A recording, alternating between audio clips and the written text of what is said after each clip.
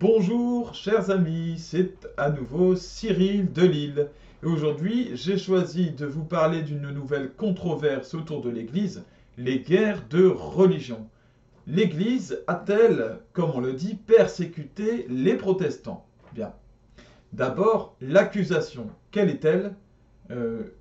Pour cette vidéo, à nouveau, je lis un article du site L'Église Lumière du Monde que je mettrai en lien dans la description. L'accusation est la suivante. Pendant les guerres de religion, l'Église aurait persécuté des milliers de protestants alors que ceux-ci demandaient simplement à vivre leur foi chrétienne en dehors d'une Église corrompue et décadente. Bien. Quelle est donc la réalité maintenant? Eh bien, dans la société d'Ancien Régime, l'unité religieuse et l'unité sociale étaient indissociables. La remise en cause de l'unité religieuse était donc en même temps indissociablement une remise en cause de l'unité politique, sociale. Le protestantisme n'était donc pas qu'une opinion religieuse, c'est aussi une faction politique, une faction armée qui menaçait l'autorité royale et l'unité du royaume. D'ailleurs, plusieurs tentatives d'enlèvement du roi catholique ou de régicide, c'est-à-dire des tentatives de meurtre du roi, ont marqué cette période. Bien. L'enjeu des guerres de religion est donc un enjeu politique, si bien qu'on voit des protestants et des catholiques alliés combattant contre d'autres catholiques. Il y a évidemment des massacres à déplorer, mais ce sont des massacres des deux côtés, les protestants faisant preuve de la même violence que leurs adversaires, même si leur plus petit nombre en France a fait pencher la balance du côté catholique. A l'inverse, les pays où la réforme protestante ou anglicane a pris le pouvoir ont tous pratiqué la persécution des catholiques. Par exemple, Genève, les pays scandinaves ou l'Angleterre. Bien, passons justement maintenant aux exemples. Le premier État à passer au protestantisme. Nous allons voir ce qu'est le protestantisme, ce qu'il a été dans les faits lorsqu'un État se l'est appliqué comme religion. Le premier État donc à passer au protestantisme, ça a été, je l'ai cité, la République de Genève, qui était à ce moment-là la République de Genève de Calvin, est une véritable dictature théocratique, une véritable dictature religieuse. L'assistance à l'office religieux est obligatoire. Le choix du prénom des enfants est réglementé.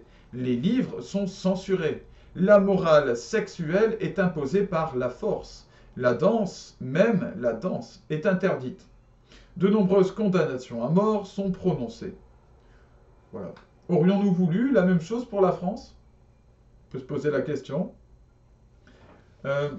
Aussi, une personne sur 8 à cette époque-là dans le peuple est convoquée chaque année devant le consistoire, c'est-à-dire le tribunal religieux, dans donc la République de Genève de Calvin. Autrement dit, la prétendue tolérance du protestantisme est un mythe. D'ailleurs, à ce propos, voici ce que disait Martin Luther lui-même. Quiconque peut égorger le séditieux, je précise, un séditieux, c'est quelqu'un qui fait un acte de rébellion contre l'État. Eh bien, celui qui peut l'égorger fait une bonne action. Tout le monde est son juge et son bourreau. Tous ceux qui peuvent l'arrêter, l'égorger, le frapper en public ou en secret, doivent le faire. C'est comme un chien enragé, si on ne le tue pas, il vous tue, et tout un pays avec vous. Imaginez encore une fois le résultat si la France était devenue protestante. Comment auraient été traités les catholiques? Aussi, il y a eu environ 10 000 déportés acadiens, c'est-à-dire canadiens, en Louisiane par les autorités britanniques protestantes durant le grand dérangement de 1755. Enfin, l'historien spécialiste du protestantisme Philippe Bénédicte rapporte la dictature qu'était la Genève protestante de Calvin. Les lieux publics où l'on pouvait boire ou manger étaient de plus en plus limités, restreints à un petit nombre, pour pouvoir mieux les contrôler. Les clients étaient tenus de prononcer une prière avant de consommer. Aussi, un exemple précis, un fabricant de cartes à jouer nommé Pierre Hameau, après avoir déclaré au cours d'un dîner que Calvin était un, je cite, méchant étranger, ce qui n'a pas l'air totalement faux, fut condamné par le Conseil à se mettre à genoux devant Calvin pour lui demander pardon, puis à porter une chandelle allumée, à parcourir la ville et à s'arrêter à chaque carrefour pour demander pardon. Donc, adoration d'une personne, hein, et puis condamnation à mort régulière, terreur, fermeture des lieux publics. Je crois que la Genève protestante n'avait rien à envier à la Corée du Nord. Alors maintenant, aussi, la conquête de l'Irlande catholique par les armées protestantes d'Oliver Cromwell au XVIIe siècle ont fait entre 200 000 et 600 000 morts. Quelle belle tolérance. Bon, maintenant, comment est-ce qu'a réagi l'Église catholique une fois qu'elle a repris le pouvoir? Eh bien, il y a quelques exemples. D'abord, Jean de Saint-Bonnet était un gentilhomme protestant, fidèle au roi. Il a été nommé maréchal de France par Louis XIII, un roi catholique.